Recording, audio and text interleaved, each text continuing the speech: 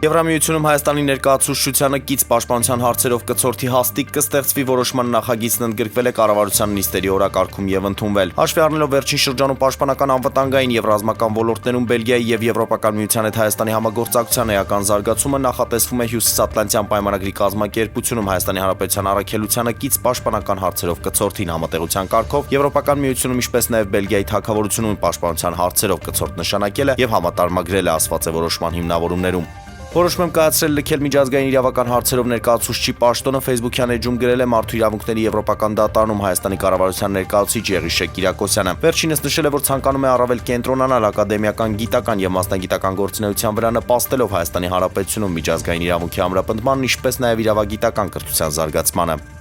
Պաշտպանության նախարար Սուրեն Պապիկյանը սոցցանցի իր էջում հայտնել է, որ ընդունել է Հայաստանի Հանրապետությունում Նիդերլանդերի թագավորության արտակարգ եւ լիազոր դեսպան Մարիկե Հարիետ Մորեյ Մինթերին ու պաշտպանության հարցերով կցորդ փոխգնդապետ Էրիկ Վան Վուրնեին։ Քննարկվել են տարածաշրջանային ու միջազգային անվտանգության առնչվող հարցեր։ ԱՄՆ պետքարտուղար Մարկո Ռուբիոն չորեքշաբթի օրը կրկնել է Ուկրաինայում հակամարտությունը դադարեցնելու իր կոչը, ասելով, որ այն պրոքսի միջնորդավորված պատերազմ է ԱՄՆ-ի եւ Ռուսաստանի միջև։ Անկեղծ ասած, սա պրոքսի պատերազմ է միջուկային տերությունների ԱՄՆ-ի, որն օգնում է Ուկրաինային եւ Ռուսաստանի միջև եւ սրան պետք է վերջ դնել, նշել է նա։